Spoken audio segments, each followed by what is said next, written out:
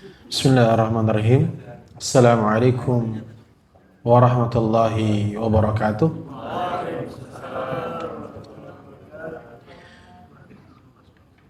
Alhamdulillah. Alhamdulillahilladzi hadana li hadza wa ma kunna linahtadiya laula an hadanallah. Wassalatu wassalamu ala nabiyyina wa karimina wa maulana Muhammadin sallallahu alaihi wasallam wa ala alihi wa sahbihi ajma'in. Faqala ta'ala ya ayyuhalladzina amanu taqullaha haqqa tuqatih wa la tamutunna illa wa antum muslimun. Wa qala ittaqillaha haitsuma kunta wa atbi sayyi'atal hasanata tamhuha wa khaliqin nas bi khuluqin hasan. Jamaah Masjid Ar-Raudhah Perumahan Grand Matoa yang semoga berganti tahun bertambah berkah usianya. Yang punya hutang semoga Allah lunasi semuanya. Tambah semangat amin ya.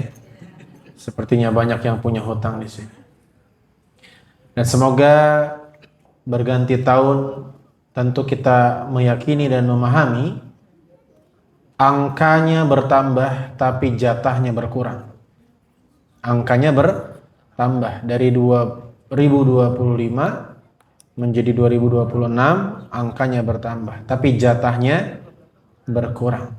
Nabi Muhammad SAW bersabda, a'mar ummati ma baina sittin ila sab'in. Umur umatnya Nabi Muhammad itu Pak, Bu, berbeda dengan umur umat-umat Nabi sebelum Nabi Muhammad.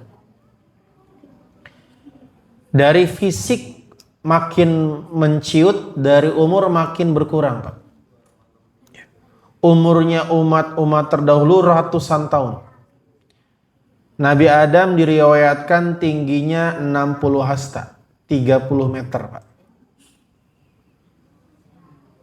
Walaupun kita tidak menemukan riwayat tingginya Hawa, ya kurang lebih nggak jauh lah, Pak. Kalau Adamnya 30 meter, sependek-pendeknya Hawa 25 lah ya. Gak mungkin Adamnya 30, Hawanya semeter 30. Itu mah penghuni Grand Matoa. Usianya ratusan tahun, Pak. Sedangkan umur umat Nabi Muhammad, kata beliau, a'mar ummati, umur umatku kisaran 60 sampai 70 tahun saja. Wa aqallu ma yazul dzalik, dan sedikit sekali yang bisa melampaui usia 70 tahun. Dan kalau kita melihat secara faktual, mana yang lebih banyak meninggal duluan jemaah? Laki-laki atau perempuan? Mayoritas yang masih tersisa di rumah kita nenek atau kakek? Yang masih hidup nenek atau kakek? Nenek. Yang meninggal duluan kakek atau nenek? Kakek. Dan itu sesuai dengan sunnatullah, sabda Nabi. Kata Nabi, semakin dekat dengan akhir zaman, semakin jauh perbandingan laki-laki dan perempuan. Dan in the end, pada akhirnya, ketika kiamat sudah semakin dekat, kata Nabi, wahid rajul, satu laki-laki, li khamsina imra'ah, berbanding 50 perempuan. Satu laki-laki berbanding berapa? 50. Maka ibu-ibu di sini yang barangkali belum menikah atau belum punya pasangan, bersegeralah, persaingan semakin ketat jemaah. Ya. Ya, maka banyak laki-laki sudah beristri.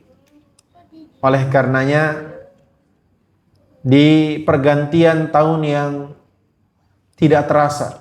Terasa nggak jemaah? Serasa baru kemarin 2024, betul? Ini acara seperti ini tiap tahun, betul jemaah? Serasa baru kemarin mungkin ibu bapak mengadakan pengajian muhasabah akhir tahun 2024 berpindah ke 2025. Sekarang kita ngaji lagi muhasabah akhir tahun 2025 ke 2026. Dan mungkin hari demi hari berganti, tahun berganti. Bukan tidak mungkin waktu berjalan begitu cepat, tiba-tiba kita ngaji lagi muhasabah akhir tahun 2037 ke 2038. Iya. Kita pun nggak nyangka ya bisa sampai seusia sampai tahun 2002. Nah, ini kan wajah-wajah tahun 2000 sudah dewasa kan? Anda tahun 2000 sudah dewasa kan? Nah, dulu tahun 2000 tuh asing, Pak. Karena tahun kita tuh nggak ada angka 2 di awalnya, betul tidak? 1999, 1998, tiba-tiba tahun 2000. Dan ternyata tiba-tiba hari ini tahun 2026. Wa min alamatil qiyamah, dan salah satu tanda kiamat adalah tasurul waqt bisur'ah, waktu berjalan lebih cepat, Pak. Makin terasa nggak? 2 bulan kurang kita sudah mau Ramadan lagi. Kerasa tidak? Serasa baru kemarin kita takbiran, betul? Ya. Oleh karenanya di kesempatan yang singkat ini, karena saya lihat tadi di bawah menu sudah siap, ya, Nabi mensunnahkan idza hadara ta'am, kalau makanan sudah hadir, jangan terlalu banyak acara sebenarnya, Pak. Sekelas salat berjamaah saja boleh ditunda kalau makanan sudah terhidang. Maka insya Allah tidak akan panjang. Dan pembahasan malam hari ini terkait bagaimana menjadi pribadi yang the best, ya. Bagaimana menjadi best version of you, bagaimana menjadi karakter terbaik yang kita miliki. Ibu bapak, Allah tidak pernah mewajibkan kita lebih baik daripada siapapun. Allah hanya memerintahkan kita untuk lebih baik daripada diri kita sendiri. Imam Ali karramallahu wajhah pernah berkata, orang yang hari ini sama dengan hari kemarin, fahuwa khasir, dia adalah orang yang merugi. Siapa yang hari ini lebih jelek daripada hari kemarin, maka fahuwa halik, dia orang yang celaka. Wa man hadzal yaum, dan siapa yang hari ini khairun minal ams, hari ini lebih baik daripada hari kemarin, fahuwa rabih, dialah yang beruntung. Ibu bapak, kalau saya tanya hari ini tanggal 31 Desember dengan tanggal 30 Desember lebih baik mana menurut Anda? Anda nih mengukur diri sendiri. Hari ini hari apa ini? Hari Rabu dengan hari Selasa nggak usah antara tahun, kebanyakan yang harus diingat. Antara hari Rabu tanggal 31 dengan hari Selasa tanggal 30 lebih baik mana, Pak? Jawabannya tidak tahu. Karena kita tidak punya indikator jelas, Pak. Betul tidak? Kita bisa mengatakan lebih baik itu kalau kita punya catatan. Lebih baik itu dalam hal apa? Oleh karenanya Rasulullah SAW bersabda, inna ahabbal a'mal, sesungguhnya amal yang paling dicintai oleh Allah bukan yang paling banyak, tapi yang paling istiqamah, walaupun sedikit. Kalau laporan paling enak lihat grafik tuh progresnya naik, Pak.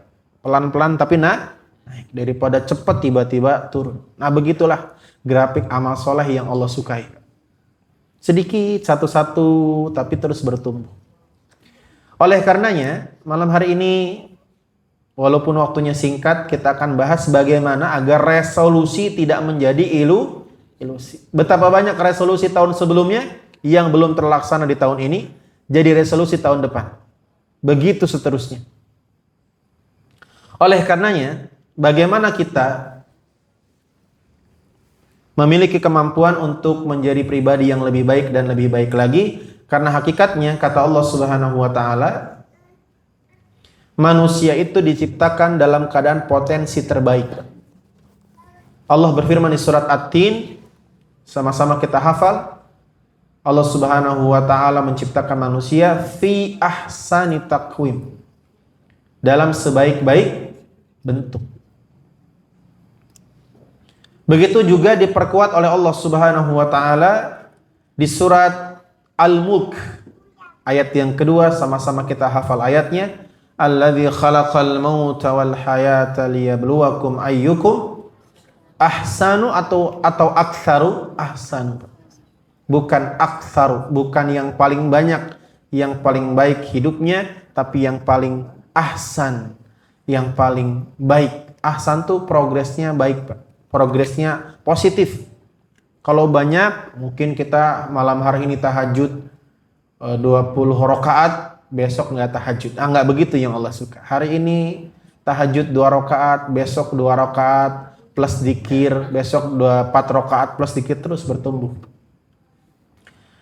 Dan ada satu ayat yang ayat ini memperjelas bahwa setiap manusia diciptakan dalam keadaan istimewa hanya saja kadang-kadang manusia merasa gagal karena terlalu peduli dengan kesuksesan orang lain, Pak. Taufik Hidayat tidak akan menjadi atlet yang sukses kalau dia iri sama Bambang Pamungkas. Betul tidak? Iya. Coba dia iri sama Bambang Pamungkas, kagak jadi atlet bulu tangkis. Makanya kadang-kadang orang tua itu, saya pernah mengisi seminar parenting di Kalimantan, judulnya Aku Bukan Orang Tuaku. Nah, itu judul titipan santri, Pak. Jadi santri-santri itu nitip, Ustadz, tolonglah sampaikan di kajian parenting orang tua kami judulnya ini. Apa judulnya? Aku Bukan Orang Tuaku. Karena banyak orang tua hari ini menjadikan anaknya seperti dirinya. Khususnya keluarga dokter, Pak. Ada di sini yang relate. Itu kalau sudah kakek neneknya dokter, itu cucunya wajib dokter. Padahal cucunya ingin jadi pasien. Ya tidak manfaat dokter kalau tidak ada. Tapi buktinya sukses. Buktinya cucu saya jadi dokter dan sukses. Makanya di dalam bahasa Arab ada 3 diksi yang maknanya mirip tapi beda, Pak. Yang pertama, diksi yang berbunyi farhan. Farhan itu artinya bahagia. Makanya siapa di sini yang punya anak namanya Farhan, berarti doanya orang tua supaya anaknya bahagia. Perempuannya Farihah. Ya. Laki-lakinya Farhan, Furaihan, dan satu akar kata dengan Farhan. Tapi Farhan itu bahagia tapi belum tentu sukses. Bahasa Arabnya Farhan. Yang kedua, ada bahasa Arab bunyinya Fauzan. Fauzan, Faizun, Fauziyah, Faizah, sama itu. Artinya sukses, tapi belum tentu bahagia. Jadi secara pencapaian Faiz, makanya kan ranking 1 dalam bahasa Arab itu Faiz awal. Orang yang ranking 1 secara akademik dia sukses, tapi apakah yang ranking 1 hidupnya pasti lebih bahagia dibanding yang ranking 30? Belum tentu. Faktanya yang ranking 30 jauh lebih riang hidupnya. Betul tidak? Coba kita lihat dulu zaman kita masih sekolah rankingan, Pak. Betul tidak, Bu? Nah, tapi ada satu akar kata, yang satu akar kata ini terkandung 2 makna, ya bahagia, ya sukses. Nah, kalau bisa ngasih nama anak tuh katanya yang ini. Apa itu? Falah. Satu akar kata dengan muflih. Nah, muflih, falah artinya bahagia dan sukses. Dan kata falah itulah yang Allah gunakan untuk memanggil orang sholat. Hayya 'alas sholat, hayya 'alal falah. Jadi yang Allah tawarkan bagi mereka yang mau sholat menghampiri panggilan adzan di awal waktu, bukan cuma kesuksesan tapi juga kebahagiaan. Dan hari ini kita membuktikan bahwa kebahagiaan dan kesuksesan gak linear, Pak. Gak usah jauh-jauh ngukur orang lain, kita aja, Pak. Jujur, secara finansial lebih mapan hidup kita hari ini tahun 2026 atau tahun 2000? Secara finansial lebih mapan tahun 2026 atau tahun 2000, Pak? Ini saya bertanya ke orang tua yang anak-anak kan belum lahir ya. Atau mungkin kalau saya tanya secara finansial lebih mapan sekarang atau lebih mapan pas kita kecil, secara fasilitas hidup, hiburan macam-macam lebih lengkap hari ini atau dulu, Pak? Jauh sekali ya, Pak ya? Mohon maaf, barangkali di sini banyak orang kota. Ya. Saya ingin konfirmasi, di sini ada yang pernah nggak numpang nonton TV? Ada yang pernah waktu kecil numpang nonton TV? Pernah, Bu? Di mana waktu itu yang punya TV itu hanya kalangan tertentu, Pak. Tidak semua orang punya TV. Untuk bisa menikmati hiburan kita numpang. Dan kita harus menikmati channel yang dipilih oleh pemilik TV-nya, Pak. Kalau pengen ganti channel ya minimal mie ayam, Pak. Supaya itu pemilik TV bisa ganti channel. Dan belum banyak channel-channel TV di waktu itu, betul? Bahkan mungkin ibu-ibu pernah mengalami TV hitam putih, Pak. Ya.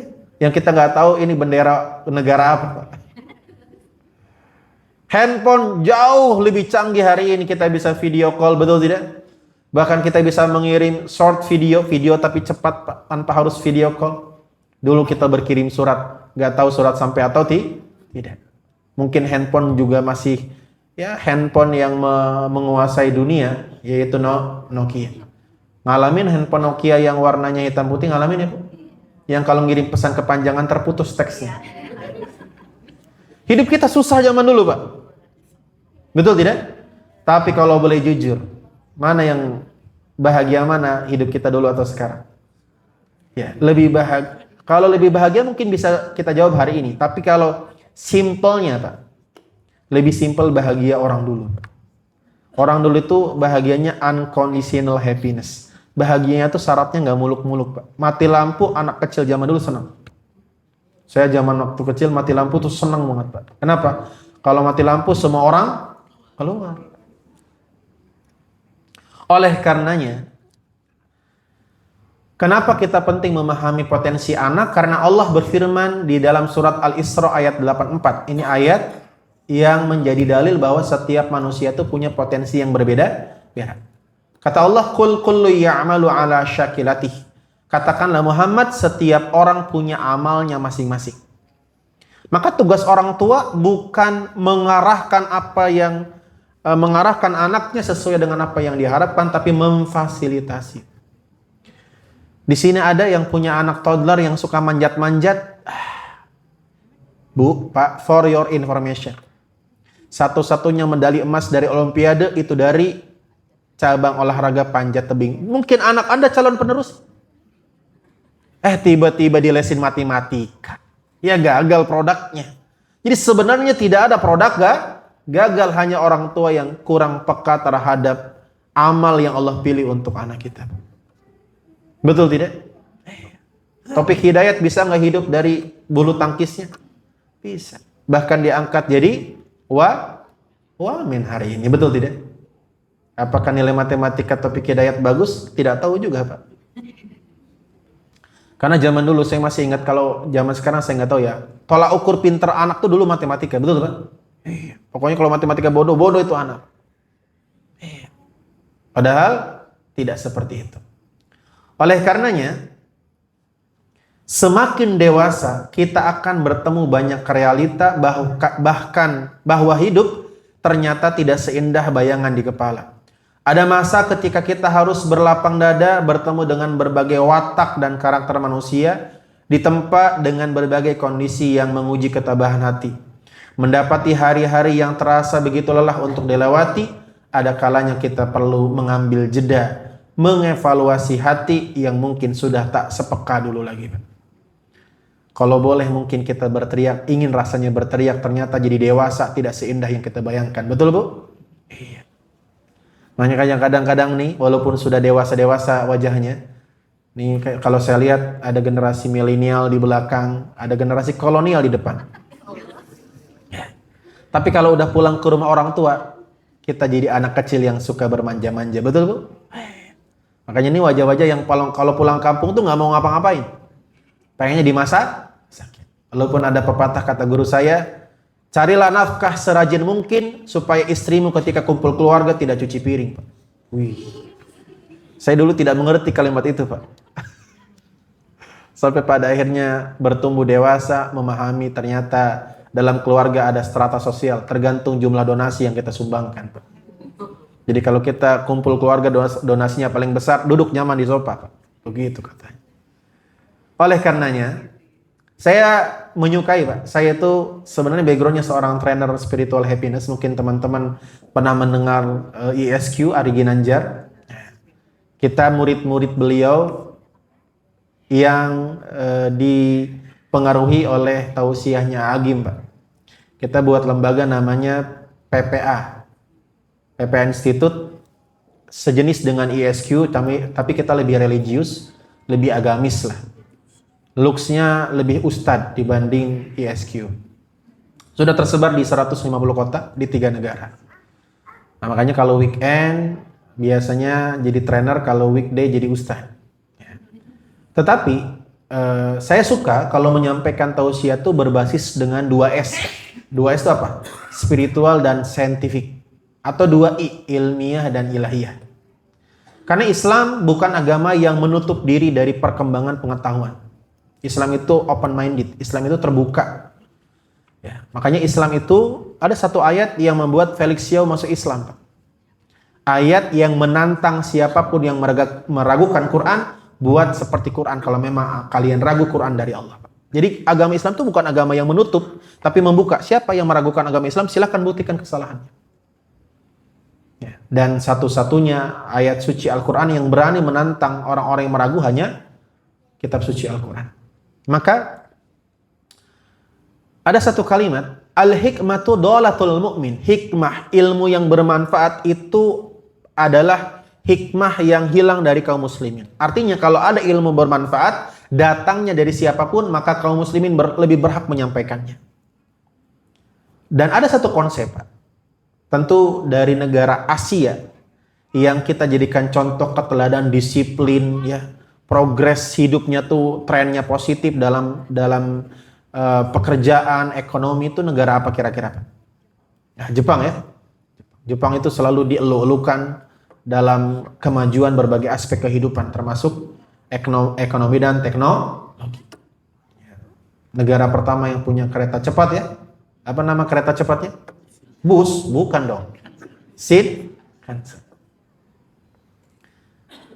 Maka ada satu konsep yang saya suka dari orang-orang Jepang, Pak. Tapi memang konsep ini sebenarnya berkesesuaian dengan agama Islam. Hanya saja orang hari ini kalau istilahnya datang dari Barat lebih merasa keren. Padahal semua istilah-istilah keren yang muncul dari Barat tuh Islam sudah punya dengan istilah bahasa Arabnya. Contoh, kami biasa Pak ngisi di hotel-hotel itu judulnya surrender. Yang datang banyak.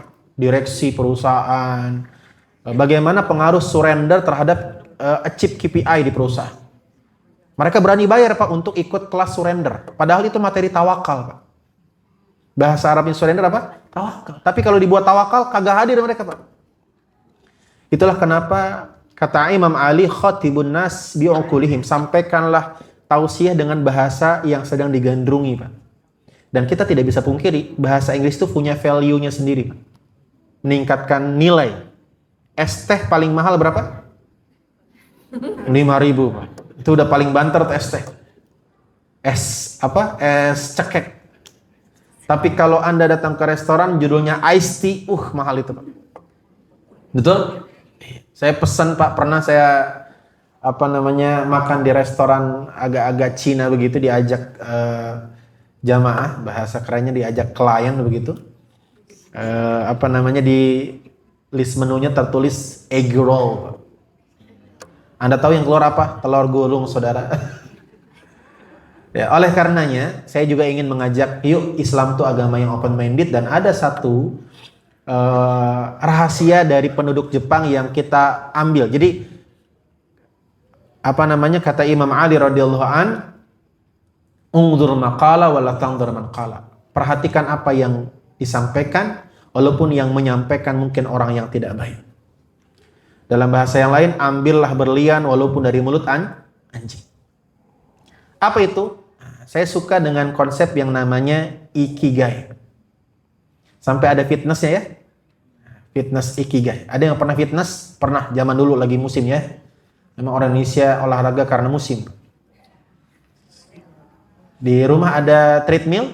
Ada. Pernah dipakai? Pernah. Kapan? Dulu. Sekarang jadi jemuran, betul?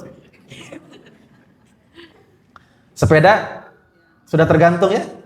Memang kalau olahraga karena FOMO nggak lama Pak.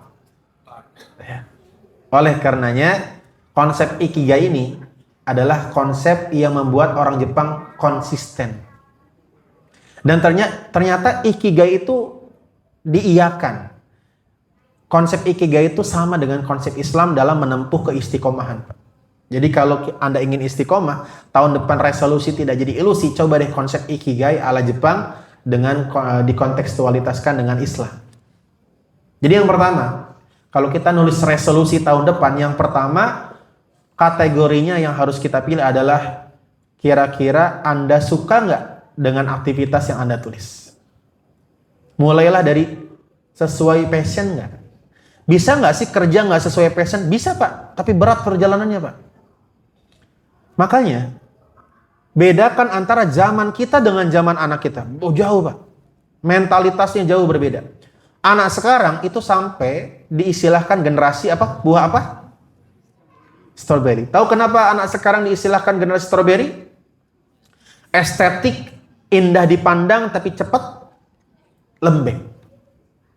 Makanya Pak, saya pernah jadi bagian HRD sebuah perusahaan training Pak. Ngerekrut calon-calon pegawai itu susahnya luar biasa. Anak sekarang tuh kayak gak butuh pekerjaan gitu Pak. Bahkan bagi anak sekarang tuh pokoknya kalau mental kena resign mereka Pak. Makanya susah banget nyari para pegawai yang loyal Pak. Sering banget perusahaan itu punya masalah SDM yang terus keluar masuk. Kan susah lagi kan? Training lagi, keluar lagi. Oleh karenanya, kita harus memahami bahwa generasi kita dulu, kalau dianggap buah, kalau generasi sekarang kan buah stroberi. Karena indah tapi lembek. Kalau Anda itu generasi durian. Mau dibentak-bentak atasan kayak apa Pak, asal gajian berangkat Pak. Betul tidak Pak? Iya, kita tuh generasi durian coba. Dibanting kayak apa, asal cair gaji berangkat kita Pak. Ya.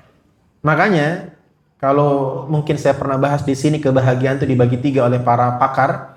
Ada spiritual happiness, ada social happiness, ada material happiness. Kalau orang dulu itu condongnya bahagianya material happiness Pak. Kita asal dapat bayaran berangkat Pak. Kalau anak sekarang itu lebih condong social happiness. Kalau dia tidak diapresiasi Pak, gaji sebesar apapun tidak membuat dia bertahan Pak. Oleh karenanya, kalau kita ingin menulis resolusi tahun depan, pastikan tulis 100 hal yang kita sukai dulu Pak. Kenapa? Karena akan sulit istiqomah jika ibadah atau apapun target kita yang kita tulis tidak kita sukai. Apakah pekerjaan harus sesuai dengan passion? Enggak, tapi berat ngejalaninnya Pak. Contoh, anak Anda cerewet banget Pak. Nggak disuruh ngomong aja, ngomong. Maka pekerjaan yang sesuai passion dia, pekerjaan ya ngomong. Kan paling indah dan paling enak itu ketika hobimu digaji, betul tidak Pak? Ngejalaninnya ringan Pak. Tapi jangan paksa anakmu yang introvert jadi dosen. Akhirnya yang susah mahasiswa, tugas lagi. Ya. Oleh karenanya, kalau kita nulis resolusi, maka yang pertama yang harus kita jadikan kriteria adalah kira-kira saya suka nggak ngerjain resolusi ini. Contoh, olahraga, cari yang kita suka Pak. Misalnya kita 2026 lebih sehat nih, cari olahraga yang Anda suka. Jangan sesuai dengan yang lagi rame, lari. Ya Anda tahu jalan aja males, Anda lari lagi. Maka cari olahraga yang nyenengin Pak. Makanya dalam agama mulailah dari yang Anda suka. Kenapa? Kalau Anda tidak suka, sulit istiqomah. Sedangkan amalan yang paling Allah sukai adalah yang istiqomah. Dan syarat istiqomah yang pertama adalah we love. Kita suka sesuatu itu. Ya. Anda sukanya renang, ya udah renang. Anda sukanya goes. Walaupun kadang nggak ideal. Katanya idealnya olahraga tuh yang ini. Ya kalau ideal tapi kita nggak suka malah nggak dikerjain juga kan. Maka yang pertama pastikan resolusi yang kita tulis kita suka nggak. Tetapi jangan berhenti di sini Pak. Orang yang resolusinya cuma sekedar apa yang saya suka, maka dia akan merasakan kejenuhan Pak. Dia akan merasakan bosan karena semua aktivitasnya sekedar karena dia suka. Maka dia harus menjadikan yang kedua sebagai filter. Apa itu? Mission. Kira-kira dari semua hal yang saya suka sesuai misi hidup yang saya bawa enggak? Kalau ikigainya versi orang Jepang, bunyinya what the world need. Apa yang dunia butuhkan. Karena apa yang dunia butuhkan, kalau Anda ngerjain apa yang dunia butuhkan, Anda akan dibayar. Dan sesuatu yang paling istiqomah adalah aktivitas yang dibayar, Pak.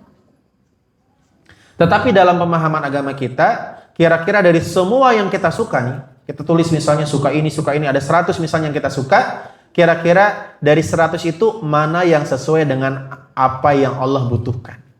What the God need. Kira-kira nih, dari yang kita tulis, yang semuanya kita suka, kira-kira mana yang Allah suka. Makin mengerucut, Pak. Makin apa? Contoh, 100. Saya suka ngemil, baca buku, olahraga, nonton TV, nonton film. Semua tulis, Pak. Tapi dari semua yang kita tulis, yang kita suka itu, difilter mana yang Allah suka. Mana yang sesuai dengan misi penciptaan manusia yang Allah firmankan di surat Az-Zariyat surat 51 ayat 56. Allah berfirman, "Wa ma khalaqtul jinna wal insa illa liya'budun." Allah menciptakan kita untuk beribadah. Maka pastikan dari list yang pertama yang berisi hal-hal yang kita suka, mana yang bernilai ibadah. Yang tidak bernilai ibadah dicoret. Paham maksud saya, Pak? Ya. Contoh, membaca sesuai dengan apa yang Allah ridhoi nggak? Checklist. Gibah. Ada nggak yang suka gibah? Banyak, Bu. Banyak. Gibah tuh seru. Semakin pelan suaranya, semakin luar biasa itu ceritanya, Pak. Betul tidak, Bu? Dan hari ini gibah tidak mesti lewat verbal. Bisa jadi pakai jempol. Bahkan kalau gibahnya sudah suhu, tidak usah pakai media. Cukup pakai alis. Sudah suhu itu, Pak. Dan dosanya sama, Pak. Dosa gibah pakai alis sama dengan dosa gibah pakai mu. Kenapa? Kata Nabi, jika kalian berjalan bertiga, jangan ngobrol berdua. Segitunya Islam menjaga perasaan orang lain. Kalau kalian berjalan bertiga, jangan ngobrol berdua.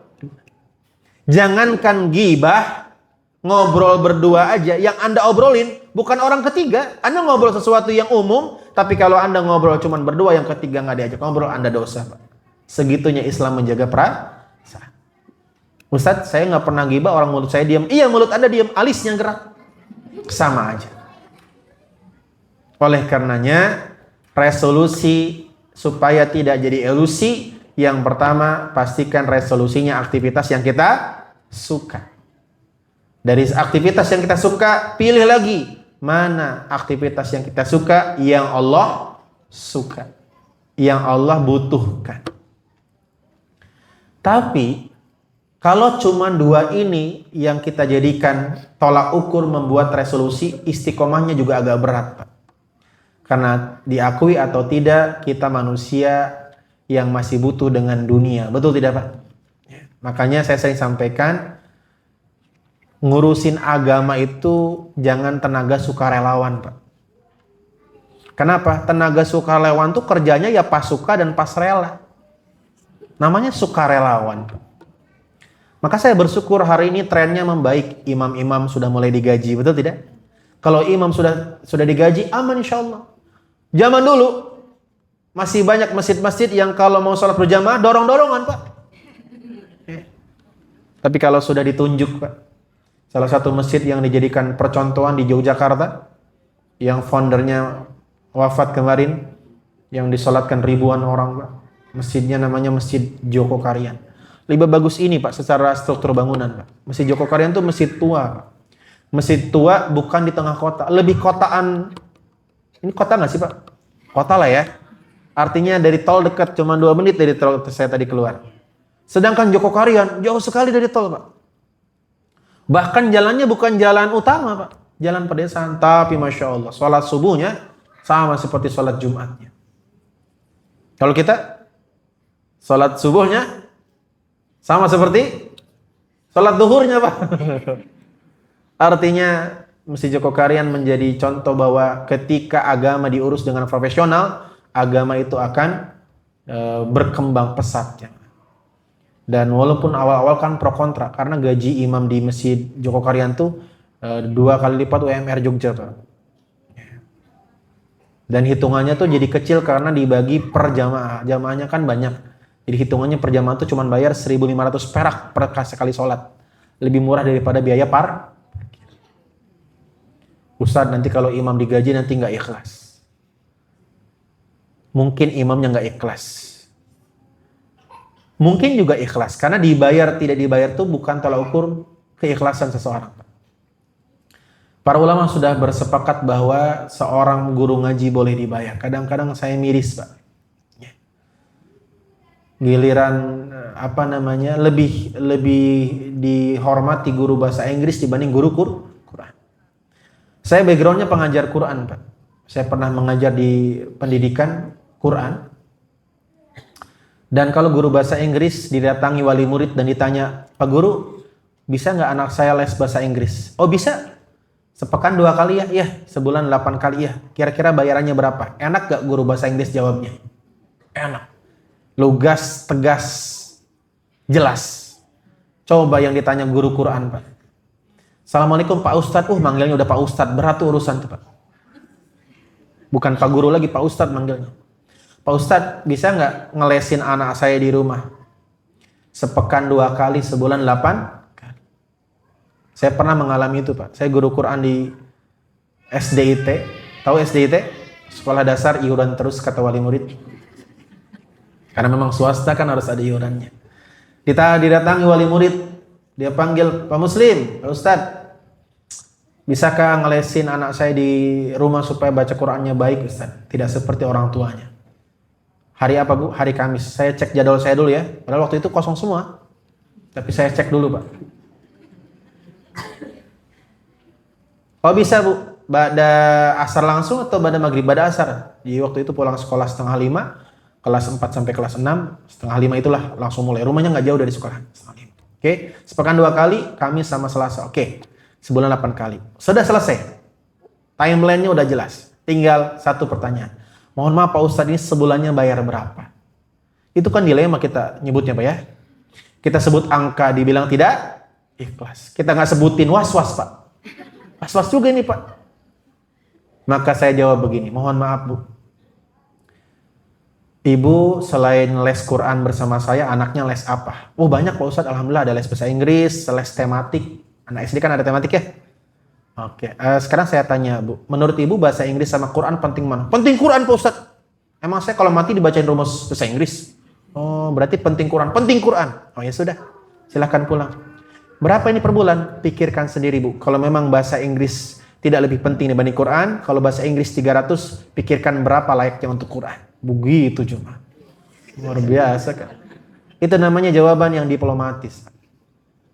Jadi kadang-kadang kita itu sering kontradiktif antara keyakinan dengan realitas. Realitas keyakinan kita, Quran lebih baik dibanding semua pelajaran. Tapi realitas kita lebih legowo dan mudah mengeluarkan biaya untuk yang lain dibanding Quran, Pak. Ya, oleh karenanya, penting dari semua resolusi kita, kira-kira sesuai dengan apa yang Allah butuhkan. Yang ketiga ini harus ada supaya istiqomah. Apa itu? Dari 100 misalnya yang kita suka, dari 100 itu mana yang Allah suka? Dipilih-pilih. Dari yang kita suka dan Allah suka, dipilih lagi yang ketiga. Mana yang kira-kira sesuai dengan vocation. Apa itu? Kalau dalam konsep Ikigai original from Japan, dari Jepang, what you can be paid for. Apa yang kira-kira kalau kita kerjain orang mau bayar. Makanya filosofi orang Jepang efektif dan efisien. Saya punya teman namanya Panji. Tahu Panji Pak? Yang kemarin viral videonya muncul di Netflix. Dia bikin stand up show 10.000 orang Pak. Tinggal di New York. Kota paling kapitalis. Tapi sekapitalis mereka fair Pak. Mereka tuh nggak pernah nyuruh orang tidak dibayar Pak. Kalau kita kan beda. Ya. Selalu bawa kata-kata ikhlas kalau nyuruh orang. Ya. Pak Ustadz kalau ngajar tuh yang ikhlas Pak Ustadz. Insya Allah dapat pahala dari Allah Subhanahu wa Ta'ala. Kenapa sih kita nggak bilang begitu sama dokter gitu ya? Kan ya, kalau dipikir-pikir Pak secara rasional harus lebih ikhlas dokter lah. Dokter tuh nolong orang sakit loh Pak. Dokter tuh orang yang datang ke dokter tuh lagi kesusahan loh Pak. Dimintain duit coba. Datang tuh pasien. Lagi sakit gigi, panas dingin, diperiksa habis itu dimintain duit. Bayarnya nanti di kasir ya Bu. Coba kalau kita jadi pasien yang mau kayak tadi. Pak dokter, istighfar. Menolong orang tuh harus ikhlas karena Allah Subhanahu wa Ta'ala. Sekarang saya tanya Pak dokter, emang yang nyembuhin penyakit saya dokter? Bukan, kan Allah kan yang nyembuhin. Kenapa dokter yang minta duit sama saya? Yang ikhlas, dokternya cerdas juga. Ya sudah, mulai besok silakan saya tidak lagi mau nemuin ibu, saya doakan ibu langsung ketemu Allah aja. Jadi kata Nabi apa? Al-muslimu baina syurutihim. Muslim itu terikat dengan hukum muamalah Pak. Keikhlasan itu urusan personal. Makanya saya sering tausiah di komunitas guru-guru IT tuh Pak. Kan guru-guru IT kan terkenal religius ya. Tapi Anda tahu nggak? Yang paling ramai kalau gajian telat tuh guru-guru ITE, Pak. Karena semakin sering mengucapkan sesuatu yang tidak diyakini, itu semakin berontak, Pak. Setiap saya menyampaikan di kajian-kajian guru-guru ITE, saya sampaikan begini. Pak Guru, ya Pak Guru siapa namanya? Pak Arif. Pak Arif kerja di SMP ITE itu karena apa? Mencari ridho Allah Subhanahu wa Ta'ala. Jawaban luar biasa, Pak. ITE. Saya bilang ke bendahara, tolong bendahara catat Pak Arif bulan depan tidak usah dicairkan gajinya. Artinya, Pak, ridho Allah tuh in the end, itu finalnya ridho Allah, Pak. Tapi kan ada syariatnya, Pak. Jangan langsung jump to conclusion, Pak. Tapi saya kerja untuk mencari nafkah. Why mencari nafkah? Ya supaya istri saya, anak saya tercukupi. Kenapa harus tercukupi? Banyak kok laki-laki yang membiarkan anak istrinya tidak tercukupi. Ya saya mencukupi anak istri karena itu perintah Allah. Lah kenapa harus menurut sama Allah? Karena ingin mengharap ridho Allah. Begitu Pak jalannya, Pak. Jangan langsung tiba-tiba mencari ridho Allah. Jadi orang yang kerja dapat gaji pun tetap karena ridho Allah kalau ujungnya ridho Allah. Paham nggak maksud saya, Pak? Jadi jangan jump to conclusion, jangan tiba-tiba kerja karena ridho Allah, giliran gaji gak cair, ngamuk-ngamuk, Pak. Betul tidak? Iya. Makanya saya kadang-kadang prihatin, Pak. Guru-guru TPA kan jaya-jayanya tahun 2000-an ke bawah. TPA tuh, Pak, jaya-jayanya. Murid TPA sama dengan murid sekolah konvensional. Betul tidak, Pak? Pagi kita SD, sore kita TPA, Pak. TPA bangunannya bagus-bagus zaman dulu. Sekarang kita lihat TPA, Pak. Apa kabar TPA? Guru TPA kalau akhir bulan tulisan Arabnya miring, Pak. Sambil mikir beras habis, minyak habis, gak kebeli, Pak. Karena wali muridnya kalau ditagih harus ikhlas kalau ngajar Quran. Oleh karenanya, kalau kita ingin bikin resolusi yang tidak jadi ilusi, pastikan resolusi kita sesuatu yang kalau kita kerjain dibayar. Versi Jepangnya, versi agamanya, apa yang kira-kira kita tulis sebagai resolusi yang kira-kira membawa manfaat. Kalau orang kapitalis itu profit oriented, Pak. Pikirannya profit ya. Kalau orang beragama seperti kita benefit oriented, manfaat ya. Karena kita meyakini kalau kita memberikan manfaat, keuntungan datang sendiri, Pak. Beda orientasinya. Kalau orang kapitalis, ya kira-kira dibayar berapa? Wani piro. Kalau orang beragama, orang yang beriman seperti kita, kira-kira yang kita kerja ini manfaat gak? Dan kita meyakini, in ahsantum, Al-Isra surat 17 ayat 7. Kemanfaatan yang kamu berikan, Allah bayar setimpal dengan kemanfaatan yang dirasakan oleh orang lain. Dan bayaran gak mesti dibayar oleh orang yang kita bantu, Pak. Oke. Jadi, energi positif itu akan kembali kepada yang memberikannya. Rumus hidup itu 2T, tabur tuai, jemaah. Siapa yang menabur, dia akan yang menuai. Ya. Oleh karenanya, kalau kita buat resolusi, coba ulangi sebelum lanjut yang keempat. Yang pertama pastikan apa? Kita suka nggak? Kita suka nggak? Kalau kita milih olahraga, pilih jangan yang paling sehat dulu, Pak. Tapi yang kita suka dulu. Jangan yang idealis, tapi yang realistis. Misalnya olahraga yang paling sehat, misalnya lari. Tapi kita nggak suka lari. Kenapa? Sudah lari dari kehidupan. Apa olahraga yang suka? Badminton ya udah. Walaupun badminton mungkin tidak ideal ya, Pak ya. Tapi kerjain dulu aja, Pak. Dari sesuatu yang kita suka. Guru saya menyampaikan, kalau Anda ingin mulai rajin baca buku, mulailah dari buku yang bukan yang paling bagus, Pak. Bukan yang paling manfaat, tapi yang paling Anda suka. Anda sukanya novel, baca novel dulu. Anda sukanya baca koran bekas gorengan, udah baca dulu aja. What you love. Yang kedua, baru kemudian difilter. Dari semua yang kita suka, nih semuanya kita suka nih. Dipilih lagi, mana yang Allah suka. Kepilih kan, dari 100 misalnya jadi 50. Baru yang ketiga, dari 50 itu, pilih lagi mana yang kira-kira kalau kita kerjain manfaatnya besar. Yang dengan sendirinya, orang mau bayar, Pak. Baru yang keempat. Yang keempat ini, rumus bahagianya, Pak. Apa yang keempat? Profession. Kira-kira kita ahli enggak, Pak? Nah ini.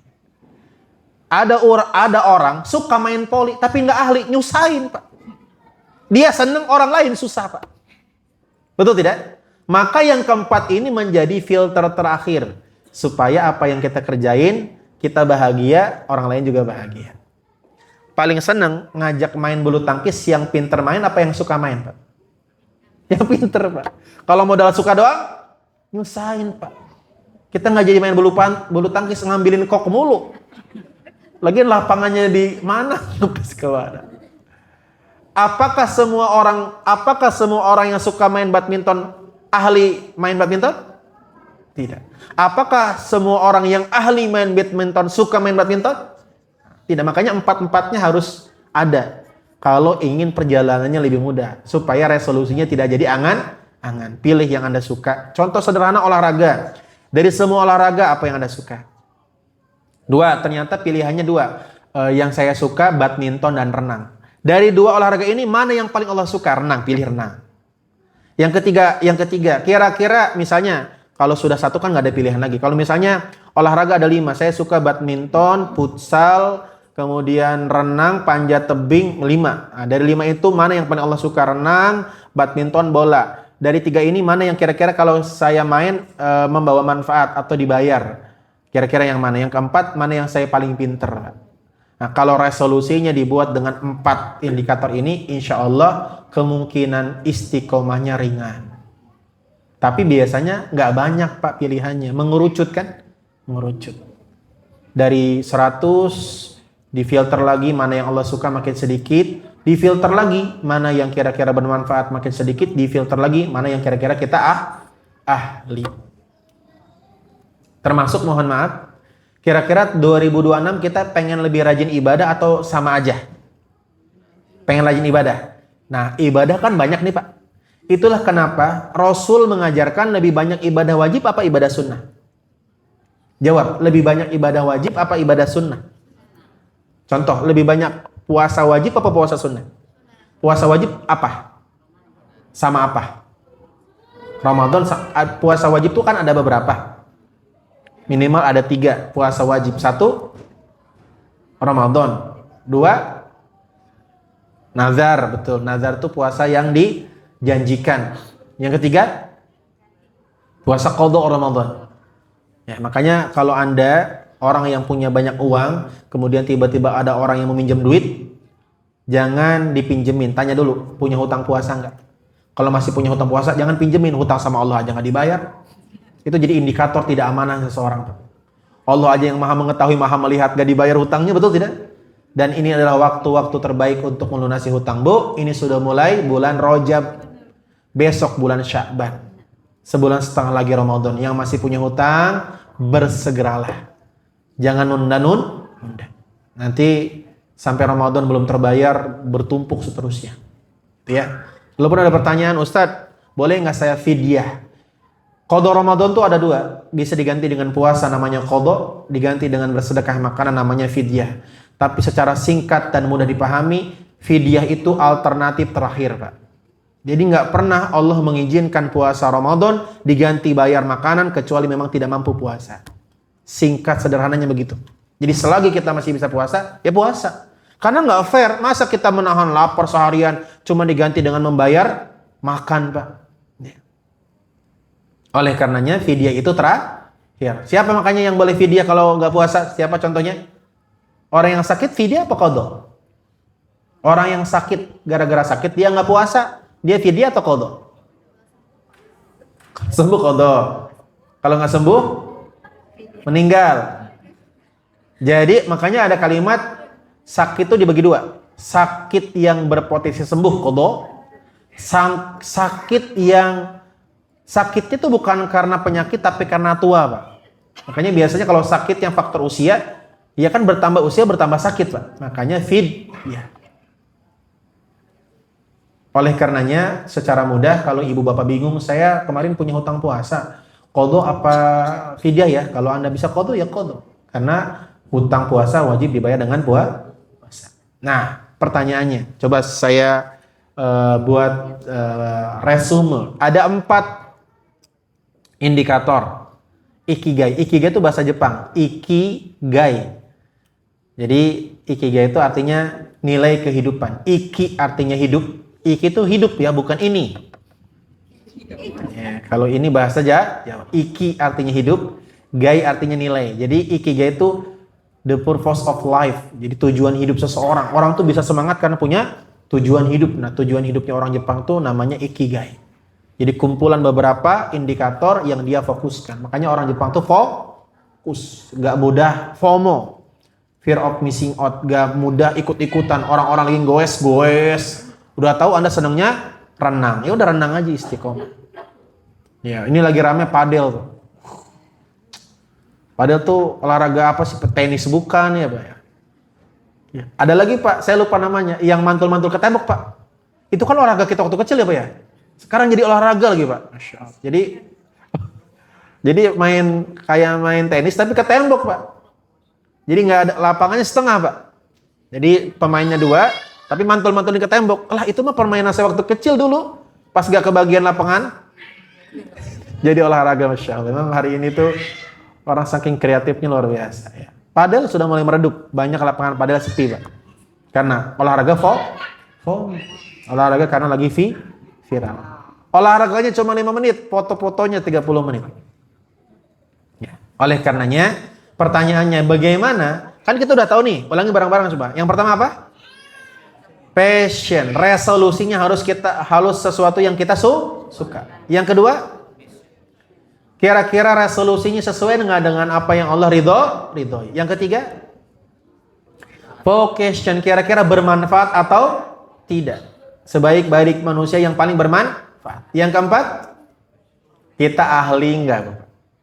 Karena sesuatu kalau dikerjakan tanpa keahlian bukan menyehatkan, malah bisa membawa mudarat. Nah pertanyaannya, kita kan udah tahu ilmunya, tapi tidak semua yang tahu ilmunya mempraktekkan ilmunya Pak.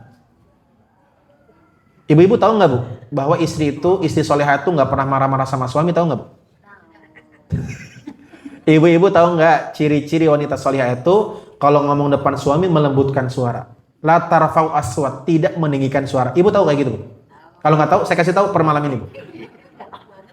Tapi kira-kira diamalin nggak seminggu ke depan? Belum tentu. Makanya tahapan ilmu itu 3. Mau, dari tahu, mau, mampu Pak.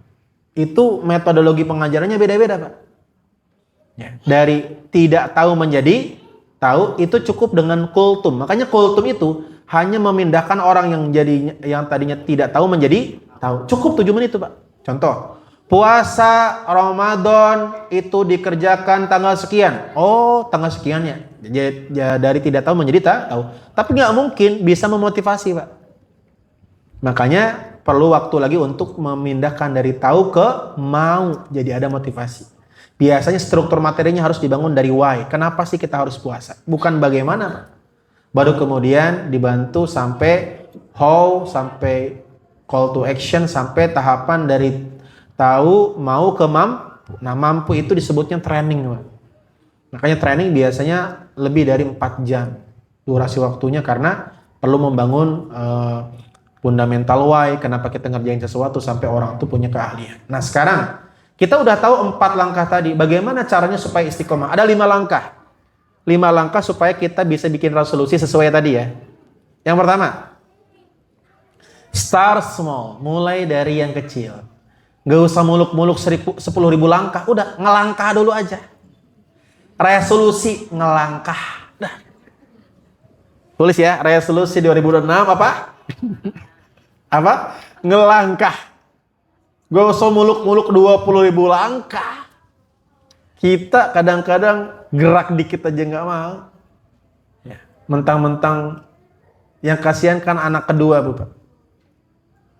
Anak kedua disuruh anak pertama harus ngalah sama anak ketiga. Anak pertama bajunya baru. Anak kedua warisan baju pertama. Anak ketiga baju baru lagi. Makanya sampai ada psikologi khusus membahas anak kedua. Anak kedua itu kan kayak sandwich ya, tengah-tengah kan. Anak pertama, seneng banget tuh kan. Baru pertama jadi ibu, semua dibelikan. Betul tidak? Anak kedua pakai punya kakak, begitu. Anak ketiga udah nggak cukup kan, udah lusuh. Begitu. Makanya siapa di sini yang anak kedua ada? Ya. Itu butuh kasih sayang banget tuh anak kedua ya. Maka kalau kita ingin istiqomah, resolusinya tidak menjadi ilusi. Yang pertama apa? Start small, mulai dari kecil dulu. Saran saya kalau Anda ingin istiqomah tahajud, mulailah dengan tahajud versi Abu Bakar. Abu Bakar tuh tahajudnya qabla naum, sebelum tidur, ba'da isya. 2 rakaat tahajud, 3 rakaat witir baru tidur. Kenapa Abu Bakar mengerjakan itu? Khaufan, takutnya beliau tidak bangun. Padahal beliau nggak pernah nggak bangun. Dan itu dibenarkan oleh Nabi Muhammad SAW, dan itu menjadi amalan pilihan. Jadi kalau ibu bapak kira-kira kok berat istiqomah, ya sebelum tidur 2 rakaat. Saran saya witirnya 1 aja rakaat aja nggak apa-apa. Jadi 3 daripada 2 rakaat tahajud, 3 rakaat witir, habis itu seminggu enggak. Yang penting sedikit tapi start small. Saya ingin lebih sehat, mulai dari misalnya mengurangi jam makan. Ya udah. IF-nya jangan kebanyakan. Misalnya 20:4, 20 makan, 4 enggak. Ya mulai dari kecil, yang gampang-gampang dulu Pak. Kan start small, daripada gaya jendela makannya 4, puasanya 20. Bertahan cuma 2 minggu, habis itu makan terus 24 jam. Apa manfaat? Lebih baik start small. Maaf ya, lagi IF berapa? 20:4. Hebat. 20 makan 4. Karena ada orang Pak, faktanya ada orang yang makannya 24 jam. Mulai dulu. Baru kemudian naik 6, 18. Naik terus Pak, sampai kemudian kita bisa dibalik 4 makan, 20 enggak. Sampai kita bisa puasa Daud. Ya, full berarti ya. Bahkan mungkin kita bisa sampai water fasting. Hanya minum air. Bertahap. Anda biasa makan 20 jam, tiba-tiba water fasting, tipes tuh Pak. Kaget ya. Start small. Makanya bikin resolusi jangan muluk-muluk. Yang kedua, release yourself. Pastikan tidak ada lagi beban-beban masa lalu. Penyesalan masa lalu, Pak. Trauma masa lalu. Udah yang berlalu, biarlah berlalu, jadi pelajaran, tapi jangan jadi penghambat untuk menghadapi masa depan. Ustaz, saya trauma bikin resolusi olahraga, pada akhirnya cuma jadi ilusi. Ya sudah, itu jadi pelajaran, tapi jangan membuat kemudian kita tidak membuat resolusi. Yang penting resolusi yang hari ini sudah pakai ilmu ya. Tadi yang pakai yang 4 indikator tadi, dan pakai 5 langkah ini. Start small, release yourself. Nah, apa yang harus dirilis? Nah, perhatikan. Satu yang harus dirilis dari diri kita adalah 2. Yang pertama, trauma masa lalu. Yang kedua, omongan orang. Jadi jangan buat resolusi tapi terpengaruhi oleh orang. Resolusi saya diet biar kayak orang-orang. Oh, berat itu Pak, istiqomahnya berat. Sesuatu yang motivasinya datang dari luar itu sulit istiqomah Pak. Maka pastikan kita rilis dari pandangan manusia. Tapi sekarang tuh ya, saya tuh jujur seneng Pak. Istilah-istilah Islam tuh jadi tren dengan bahasa yang keren. Contoh, qanaah. Sekarang keren, puja living Pak. Pelit Pak, sekarang ada istilahnya. Hajatan hemat, intimate wedding. Tuh kan keren banget kan. Ini sekarang tuh istilahnya tuh mendukung banget untuk kita mengaplikasikan ajaran Islam Pak. Kalau dulu kita hajatan sepi, malu nggak Pak? Sekarang enggak, tamunya khusus. Lu kapan nikah? Minggu depan. Tapi mohon maaf ya, intimate wedding. Padahal ngirit itu Pak. Makanya jujur, sesuatu yang baik harus kita dukung Pak. Termasuk ikigai itu istilah yang lagi happening di kalangan anak muda, dan ternyata pas saya baca-baca itu sesuai banget dengan agama Islam atau dengan kontekstualitas yang harus dilaraskan dengan agama kita. Jadi yang kedua apa? Pastikan kalau bikin resolusi, riliskan diri kita dari omongan orang. Terserah orang mau ngomong apa Pak. Lari itu nggak butuh sepatu mahal, betul? Butuhnya apa? Butuh kaki Pak. Boleh nggak sih lari pakai sarung Pak? Bisa lari nggak Pak? Bisa. Ini outfitnya Masya Allah luar biasa. Dari bawah sampai atas pelari profesional. Betul tidak? Iya, lari cuma 500 meter berhenti. Orang itu JJS atau mohon maaf JJP, jalan-jalan pagi, harusnya pulang bawa keringat, ini pulang bawa kresek coba. Coba. Sepatunya luar biasa. Itu dari ujung bawah sampai ujung atas profesional, pulang bawa kresek coba. Pelari mana yang pulang bawa? Nah, inilah gara-gara olahraga modal FOMO. Gak mahal olahraga tuh, yang mahal gengsi. Betul tidak? Maka rilis, pastikan kita tidak lagi melakukan resolusi karena pandangan orang. Apa kata Allah di dua ayat terakhir Al-Insyirah? Fa idza faraghta fansab wa ila rabbika farghab. Kerjain yang manfaat, tapi pastikan hanya berharap kepada Allah Subhanahu wa taala. Yang ketiga, live in harmony, seimbang, Pak. Sesuatu yang tidak seimbang berat istiqomahnya. Seimbang dalam segala aspek kehidupan. Siapa yang hidupnya kerja terus, gak punya waktu untuk keluarga, gak sehat hidupnya. Ada gak orang yang berangkat kerja matahari belum terbit, pulang kerja matahari sudah terbenam? Nah, saya sering banget Pak, datang di beberapa perusahaan. Kadang kan datang tuh para kaum vintage, keren istilahnya ya, kaum vintage ya. Istilah sekarang tuh keren-keren Pak, padahal tua gitu ya. Ustadz, tolong ya Ustadz nanti hadir ya di komunitas vintage Indonesia gitu. Isinya kakek-kakek, nenek-nenek. Dan ternyata ibu bapak, salah satu penyesalan terbesar mereka yang sudah pensiun adalah mereka tidak punya waktu untuk keluarganya ketika masih muda. Itu rata-rata penyesalan yang dialami oleh mereka yang sudah pensiun. Itulah kenapa kakek nenek itu banyak waktu untuk cucunya. Kenapa? Penebusan dosa. Itulah kenapa kakek nenek selalu mengabulkan keinginan cucunya. Kenapa? Ngerasa bahwa dulu dia nggak begitu. Betul ya? Nenek. Ya. Makanya kalau anak diurus sama nenek, wah udah.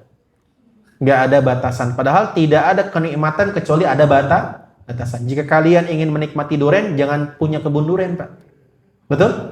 Durian itu enak karena sedikit, Pak. Saya pernah makan durian di Banjarmasin, Pak. Durian terenak yang pernah saya makan. Tahu nggak durian yang paling enak durian apa? Sebutkan. Saking lokal. Itu selera lokal. Saya nggak main di lokal. Ada tuh, Black. Ceritanya, saya habis ngisi seminar, diantarlah oleh panitia, Ustaz, suka durian? Suka kalau ada, saya bilang. Saya tipe orang yang tidak mempersulit orang. Kalau ada, saya makan. Kalau tidak ada, masa nggak ada, kan begitu ya. Kan dia nawarin, Pak. Dia offering ya, orang yang baik itu kalau orang nawarin kita harus antusias. Tapi kalau dia nggak nawarin jangan minta. Prinsip orang beriman begitu. Ustaz mau durian? Mau Pak. Keliling Pak, keliling. Waktu itu nggak musim durian. Ketemulah tulisan durian premium Pak. Memang premium betul, sedikit ya, yang dipajang tuh sedikit, hanya beberapa saja. Tapi saya lihat harganya 3 juta, 4 juta, 5 juta. Ustaz pilih apa nih kriterianya yang apa? Pilih, terserah Ustadz. Lihat harga nggak yang ini Pak. Saya pilih yang 6 juta Pak. Karena dia nggak bilang nggak ada harga kan. Maksudnya pilih tapi nggak usah memperhatikan harga. Saya pilih. Satu butir Pak 6 juta. Taruh. Ustadz mau berapa? Satu aja Pak. Kita coba dulu Pak. Kira kalau satu wajah Bapak tidak berubah, kita milih lagi yang kedua. Itu saking mahalnya. Kan mungkin kawan-kawan mungkin pernah makan durian lebih mahal. Tapi bagi saya itu durian termahal yang pernah saya makan Pak. Itu setiap gigitannya terasa nikmat banget Pak. Bagi saya, tidak bagi panitia Pak. Jadi panitia tuh liatin terus. Sampai panitia saya tanya, makan Pak. Ustadz aja. Makanlah Pak, saya nggak enak ini makan sendirian Pak. Tenang Pak, saya nggak nambah, saya cukup satu aja. Baru mereka makan Pak. Lebih banyak daripada yang saya makan. Jadi ternyata mereka tuh cuma khawatir satu butir nggak cukup begitu ya. Artinya sesuatu itu bisa dinikmati kalau terbatas. Kalau nggak ada batasnya hilang kenikmatannya. Makanya apapun makanannya pasti paling enak di suapan pertama. Betul tidak? Apa makanan yang paling Anda suka? Bakso. Suapan pertama enak. Mangkok pertama enak. Mangkok ke-70 mual Anda. Betul tidak? Makanya ibu bapak, orang yang nggak punya duit godaannya putus asa ya Pak? Tapi orang yang banyak duit godaannya putus rasa. Orang yang nggak punya apa-apa, bisa nggak orang yang nggak punya duit bingung mau makan apa? Bisa nggak? Orang nggak punya duit bingung mau makan apa? Bisa. Orang nggak ada apa-apa, ya Allah makan apa ya hari ini, nggak ada duitnya, bingung ya. Tapi bisa nggak orang yang banyak duitnya bingung mau makan apa? Bisa juga Pak. Bada Isa mobil udah dipanasin. Ayah, kita makan malam apa malam ini? Apa ya? Mikir lama banget tuh Pak. 7:30 itu mobil dipanasin sampai 8:30 belum jalan itu mobil. Itu biasanya terjadi ketika terlalu banyak opsi, Pak. Karena kita punya sumber daya untuk memilih itu, Pak. Betul tidak? Iya. Makanya Islam itu mengajarkan yang sedang-sedang aja, Pak. Kebanyakan enggak, dikit juga enggak. Ya cukuplah. Makanya kalau saya tanya, milih mana? Sepatunya banyak tapi nggak ada yang cukup, atau sepasang tapi cukup? Milih mana? Iya, hidup itu yang penting cukup. Itulah kenapa bahasa Arabnya kaya itu goni. Goni itu artinya cukup, Pak, bukan berlimpah.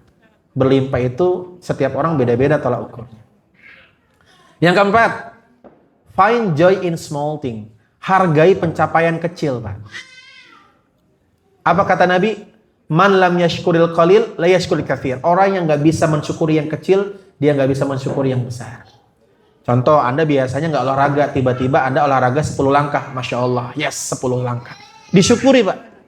Diapresiasi sekecil apapun resolusi yang kita mulai tempuh. Saya punya nasihat dari guru saya, nasihatnya keren banget. Orang yang selalu ingat dosa berlebihan, maka dia telah suudzon kepada Allah. Saya kaget dengernya, Pak. Orang yang terlalu sering ingat dosa, dia suudzon kepada Allah. Kenapa? Seolah-olah yang dia kerjain dosa doang, seolah-olah yang Allah ingat dari kita cuma dosa. Padahal kan kita berbuat dosa iya, tapi kan ada juga kebaikan yang kita lakukan, betul tidak?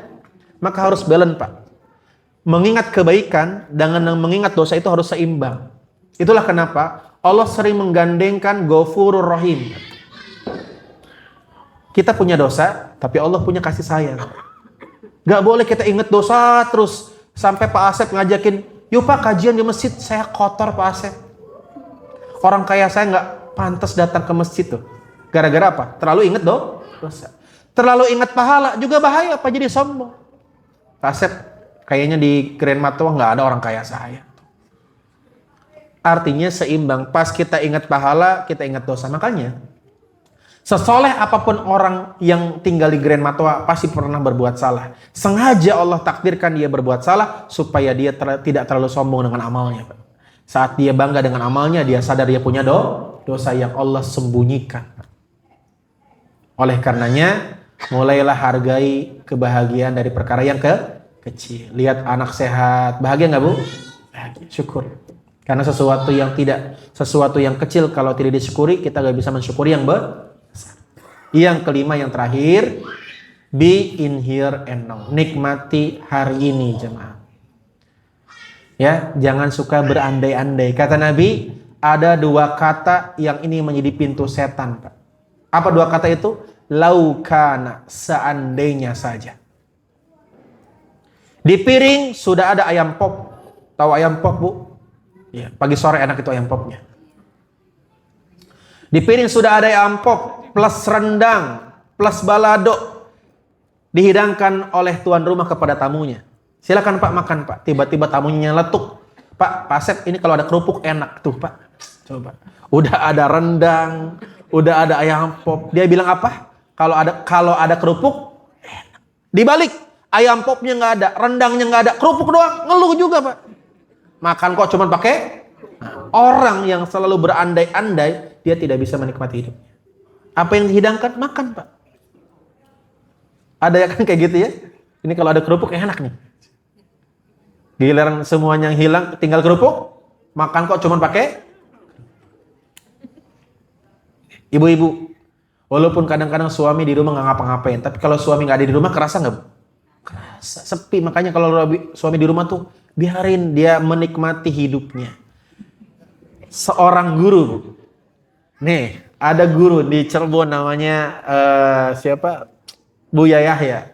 Ini langsung live, Pak. Saya nonton tuh sambil dengarnya senyum-senyum. Ibu-ibu curhat. Niatnya mau mengadukan kelakuan suaminya. Buya, ya saya mau bertanya, apa tanggapan Buya kalau suami mancing terus? Jadi sengaja itu ibu-ibu bertanya dengan lugas supaya suaminya dinasehati. Apa jawaban Buya? Lebih baik mancing terus, Bu, daripada berselingkuh. Iya, betul gak, Pak? Betul. Orang kalau mancing minimal sibuk sama ikan, betul tidak? Iya. Dan mancing itu umumnya laki-laki, Pak. Yang penting mancingnya di tempat pemancingan yang biasa saja, yang tidak plus-plus begitu. Bahkan saya mendengar tausiah seorang guru ngobrol sama teman. Ngobrol sama teman, Pak. Ngobrol bukan ngaji, ngobrol. Itu ternyata perkara ngobrol tuh hukumnya apa dalam Islam? Mubah ya.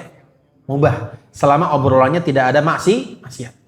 Mubah itu dalam sudut pandang yang lain itu bisa jadi sesuatu yang dicintai oleh Allah. Kenapa sih? Karena orang yang mengerjakan yang mubah berarti dia sedang tarkul ma'asyi, sedang meninggalkan maksiat, Pak. Gara-gara ngobrol sama temen, dia nggak mabok, Pak. Jadi ternyata terkadang kita tuh harus memberikan izin kepada suami untuk mengerjakan hal-hal yang mubah. Itulah kenapa ada perkara yang mubah, yang penting jangan berlebihan. Artinya kalau suami main futsal, izinkan, Pak. Jangan pakai umpet-umpetan gitu ya. Hobi laki-laki banyak ya, Pak ya? Tapi hobi perempuan satu, gangguin hobi laki-laki. Inilah 5 langkah yang bisa membuat kita istiqomah. Nampaknya sudah sangat malam dan semoga malam pergantian baru ini menjadi malam yang penuh muhasabah. Kata Umar bin Khattab, hasibu anfusakum qabla an tuhasabu. Sering-seringlah hisab dirimu sebelum kita nanti dihisab oleh Allah Subhanahu wa taala. Kita bukan makhluk yang sempurna, tapi kita bukan iblis yang tidak punya kebaikan. Maka jangan pernah mendengarkan godaan setan yang selalu membuat kita merasa tidak punya kebaikan. Kita punya dosa, tapi kita juga punya kebaikan. Ingat dua-duanya agar seimbang antara berharap rahmat Allah dengan berharap ampunan dari Allah Subhanahu wa taala. Wallahu a'lam bishawab. Saya kira itu yang bisa saya sampaikan, tapi sebelum saya tutup, saya punya kuis. Hadiahnya dari Takmir. Jadi nanti silahkan minta ke Takmir. Dari 4, tapi nggak boleh open book. Ibu-ibu tutup bukunya, Bu. Bapak-bapak dulu. Pak, dari 4 indikator membuat resolusi agar tidak jadi ilusi. Yang pertama apa, Pak? Apa, Pak? Passion. Apa itu passion, Pak? Sesuatu yang? Oke. Bapak-bapak 10 poinnya. Ibu-ibu.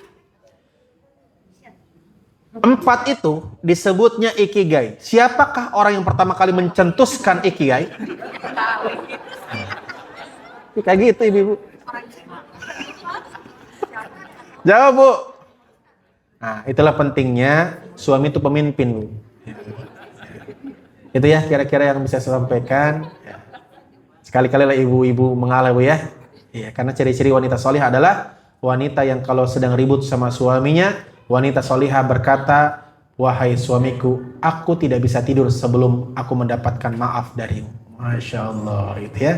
Dan insya Allah di sini semua wanita solihah yang kalau sedang ribut sama pasangan minta maaf duluan, walaupun ada embel-embelnya. Ayah, mama minta maaf, walaupun ayah yang salah, gitu. Embel-embelnya Allah.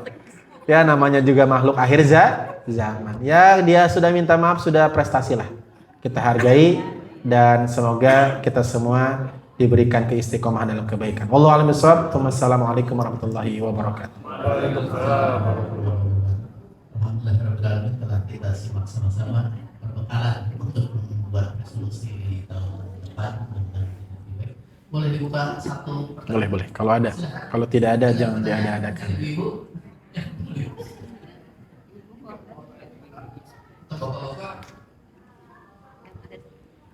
Cukup. Ya, kita akhiri dengan doa saja ya. Ayah bunda, abang kakak, TTA, udah. Kita yakini setiap perkumpulan majelis ilmu ada malaikat yang mengepakkan sayap yang kita tak bisa lihat dengan mata telanjang.